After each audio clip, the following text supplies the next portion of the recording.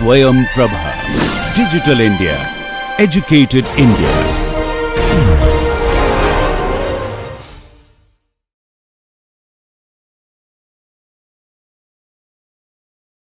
We have to do this in two programs. Right? Let us do the first method called as area velocity method. So this method consists of measurement of area across the section of the river at a selected section. This is very important because the section at which we are selecting will be remaining as the gauging station until you continue the program of discharge measurement throughout the technical life. Then in that location only you are supposed to measure the velocity. If that section should be there for a very long period, then there are certain criteria to select the site as a gauging site. The first one is that stream should have a well-defined cross section. It's not necessarily a perfect rectangular or perfect circular, whatever it is, but here the meaning is the cross section should not be an erodable cross section. That means today it is in the form of some Y shape or something, U shape. After a long flood, it should never become a L shape. That means the cross section which we are measuring remain same. The second one is it should be easily accessible all throughout the year, because every day you have to reach there, measure the stage and then estimate the discharge. Second one is the site should be straight as well as stable reach. Straight means the distance in the upstream side and downstream side should provide a streamlined flow, or even if it is a turbulent flow, there should not be any cross currents. Second one, if it is a straight, the velocity variation will be uniform from one bank to another bank. Suppose let us consider it is a bend. Then what happens? Due to centrifugal force, many water will try to move on the outer edge. Then the depth of flow will be larger at the outer edge, lower at the inner circle. Then what happens? There is a instability of, and velocity variation will also be very large across the stream. That is why we need it to be a straight and stable reach. Stable means that what I said, it should not get eroded, or there should not be a deposition of sediments. Right? That is first. The last point is the gauging site should be free from backwater effect. Backwater effect means the downstream side, if there is a weir or a barrage or a dam, it starts stagnating the water. Then that stagnated water should not affect the flow at the gauging site, because once it is stagnated, then the velocity differs. Unnecessarily, there will be an increased backwater effect. Right? So that is why the site should be free from any backwater effect. So how to carry out this discharge? It is very simple. First, I will show you the diagram. Now this is the cross section of the stream, right, where I want to measure the discharge. There are 2 points. One is you divide this cross section into number of smaller and smaller cross sections, right? How many smaller sections I need to create for a given width? It's by trial and error. What is the condition? This is the guidelines for subsections. The segment width should not be greater than 1 by 15th to 1 by 20th of width of the river. Okay. Second one is the discharge in segment should be less than 10% variation. That means there is 2 adjacent segments, the variation in the discharge should be less than 10%.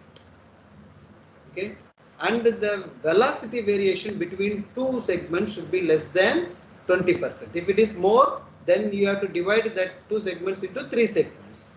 So you go on doing this by trial and error and finalize the number of sections which you want to guideline. Then you consider these dotted lines are each sections W1, W2, width, right? And D1, D2, D3 are depth of the section. And these dotted lines are the location where we are measuring the current or where we are measuring the velocity. Normally, if the depth of flow is smaller, then you keep your current meter at a depth of 0.6 times the depth. Then whatever the number of revolutions you are measuring, you consider that as a average velocity of water. Suppose if the depth of water is very large, then you have to do it at two locations in the same point, and that is called as 2-point velocity measurement. First velocity is at a depth of 0.2 times the depth of flow from the top and 0.8 times from the bottom. So the first point is 0.2 times from the depth, and the last point, the bottom point, is 0.8 times from the top. And this will uh, take the average of these two, will give you the average velocity in this small section. And find out what is this width and this depth.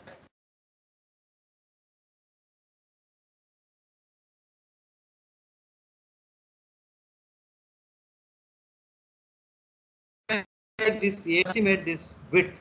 See, wherever I am measuring this velocity, that is where you are measuring the velocity. So it is assumed that half of the width in one side and half of the width on the other side represents the segment, right? So the first segment, see the D1, D2, D3, D4 up to this, the first segment width is very small when compared to the second segment width. Okay, so this is how the velocity varies in the cross section when I am standing facing the water which is coming, right? At the top, the velocity is less, 2.5. As the velocity at a depth of 0.2 times the depth, the velocity is larger. That is why I am keeping the current meter at 0.3. Also, the velocity reduces towards the bank because of the resistance offered by the banks. The velocity effect reduces. When I do it in the cross section, right, the velocity slowly increases. At 0.6 times is the average representation of velocity. 0.6 times from the top. You see, this measurement is from the top. 0 is at the top.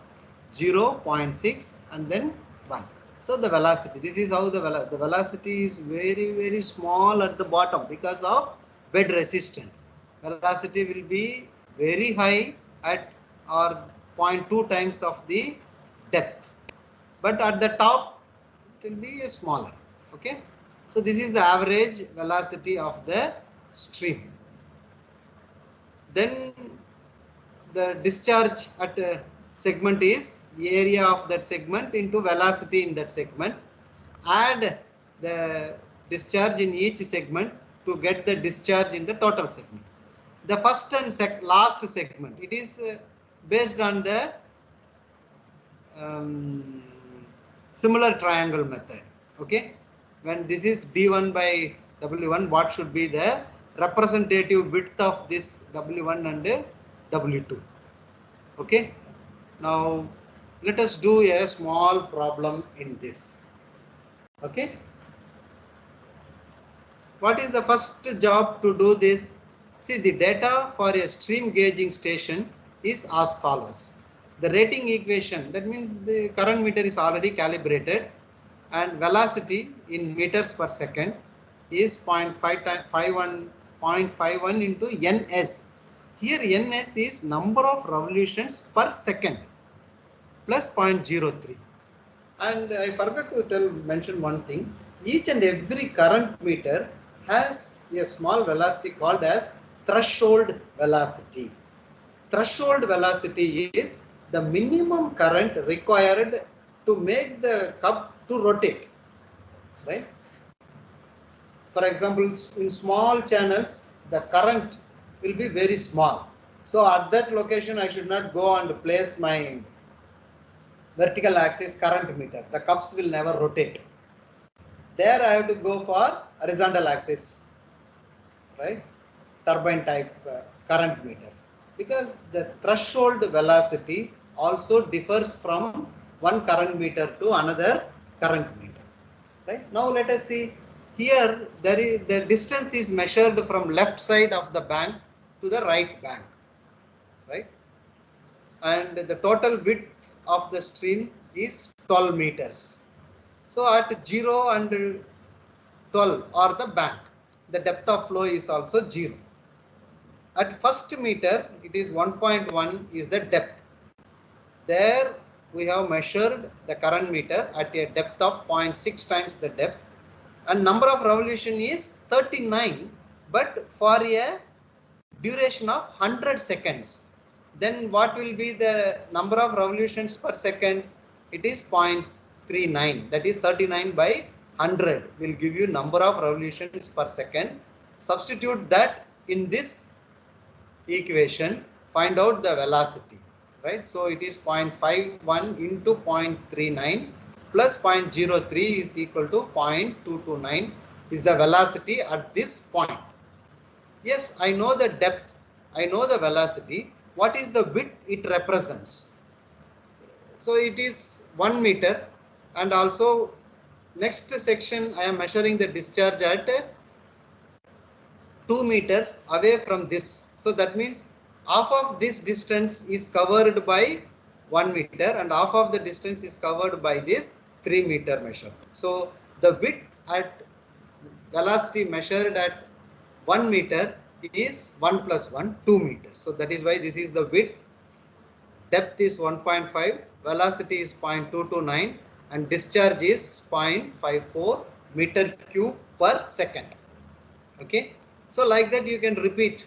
So when I am measuring the velocity at a distance of 3 meters from the left bank, already I have measured at 1 meter. So the half of the section this side and half of the section this side. So here also the width is 2 meters and depth is 2 meter. Number of revolution is 58 for 100 seconds. That means the current is more, right?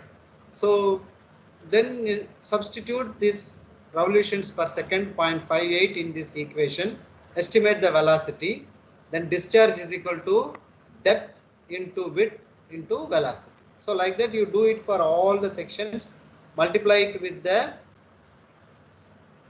add to get the total discharge in the section. Okay.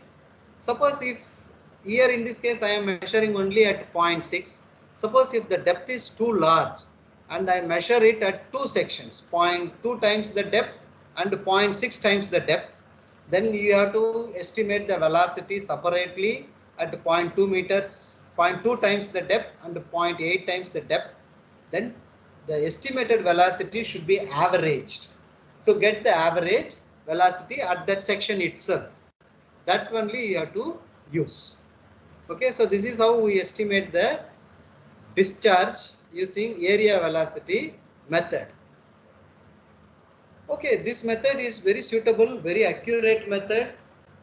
But suppose if the width is very large and let us say big rivers like Godavari, Krishna, Ganges, in this the width is sufficient, width is very large. By the time I start the program, I put the sections, right? By the time I finish the measurement, two things will happen. Number one, either the water level will be increasing or water level will go down. That means we are not actually representing the discharge in the stream. In such places, what is needed? I have to quickly measure the velocity. If I want to quickly measure the velocity, I have to carry my current meter at a faster rate. So then what happened? This type of um, sections, you tie your current meter in a moving boat. But one thing, in this type of flow, it is better to use a propeller type current meter which is free to move about the vertical axis. The larger size propeller type current meters. When it is tied with a boat, there will be these two stars are the marking alignment. So the boat will move from one bank to another bank at known speed. Why it has to move at a known speed? Because we are not measuring the width, smaller width. So then what happens when the boat moves from one point to another bank at a known time intervals delta t, it measures 3 to 4 variables. The first one is the delta t. I think yes, delta t, right? The second one is the depth of the water using sounding recorders. So the third one which it measures is the velocity in the current meter. But there are two forces acting on this current meter, right? In previous cases it is vertically held parallel to the current, but in this case the whole setup is moving as well as water is flowing in this direction. Then what happens, the current meter is not measuring actually the horizontal flow, it is also measuring the vertical flow, and the resultant velocity of these two only the current meter is measuring. That is why we are saying that this current meter which is connected to this moving board is not measuring directly the velocity of flow, it is measuring the resultant velocity. And since it is tied with a vertical, it makes an angle of theta with the movement of the boat, right? So then you have to measure this VR as well as theta. Now how many measurements this boat has done?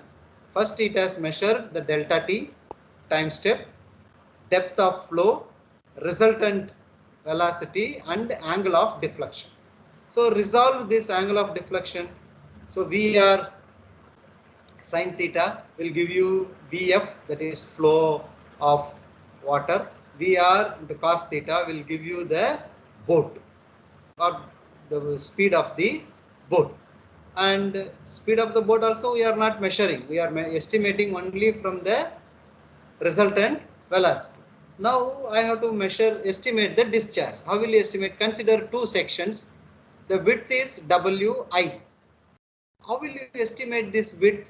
I don't know. I have not measured, but I know this VB, velocity of the boat from this point to this point. So VB into delta T will give me this width. Okay. And I have made a soundings at this point first yi minus 1 and yi. The average depth will give me the depth of water in that section. Now I know what is VR, convert that into Vf, multiply it. So now the equation is like this, right? Then the width between two verticals, W is Vb into delta T, right? And I have measured depth at yi as well as yi minus 1 and I plus 1. Now the discharge is width and average depth into velocity of flow. But substitute this velocity of flow in terms of VR, because that is what I have measured. So it is VR sin theta. What is the width? Width is nothing but VR cos theta into delta T. So then this is what the equation to estimate the discharge between these 2 points, delta. Average depth VR square sin theta into cos theta into delta T. Don't forget this delta T, right? So estimate the discharge between two points, between 2 points you add it, you can quickly estimate what is the total discharge in the stream. Okay. Sometimes what happen in average width of the streams, they used to have this trolley, right? A trolley is mounted between two towers and they are also moved. Either you can use at a constant speed or you can use stop the trolley, measure the depth, and then do. So trolley can be used in both the sections, both the methods. So this is how we measure the discharge in a larger stream. I have given an example. The following data has been obtained in a moving boat method. Determine the discharge in the stream. The sections are spaced at a constant distance of 75 meters apart. That means here we have already given the W as well as the resultant velocity. So then estimate what is the angle. Angle is also given because this angle also goes on changing with respect to the current in the flow. Okay, and depth is also given. Please do this as a class assignment. Okay, now what happens, this is one measurement. Like this I do lot of measurements and develop, and for every measurement I have providing in one place a representative depth of flow. In some places they give from the bottommost level, and some places they give that level with respect to the mean sea level or any arbitrary data. So there are different ways of measuring this gauge, right? This is a single gauge where the depth of flow is represented like a bridge pier. Suppose if the width of the river is larger as well as the cross section is very steep, that means the depth of flow is very large, then the single staff may not be used. Then we use the sectional staff gauges, right? That means second gauge, third gauge, the depth is continued from here. Suppose if I want to do it in a continuous measurement of discharge, then I have to measure this depth of flow also continuously, the stage. And some people they construct a basin or a headroom which bottom is connected to the river flow. The water level in the float gauging measuring room as well as the river is same because of this hydraulic connection, and it is connected to a automatic float, and this float will increase when there is a water level rise and decrease when there is a reduction in water level, and this is connected to a pen with a clock driven chart like your rainfall. So the clock will be moving at a 24 hours rotation, and the pen will be positioned with respect to the stage. When there is an increase in water level, this pen will also increase, and it will mark the relationship between the time and the depth of flow in the stream. This is sometimes automatic stage record like this, right? So that means directly it looks like a discharge curve, time versus discharge. Instead of discharge, we are making river. So you pick up the points, peak points or sub points, go to your stage discharge relationship, and then convert this stage into discharges. So this is the use of stage. See, we may not be doing, by this time, the discharge measurement at several locations should have been stabilized. We have to measure only the depth of water, representative depth of water, and then see the stage discharge relationship, find out what is the discharge. Okay, that is why the stage measurement is very important, right? So the uses of this stage representation is you can determine the stream discharge at a given point.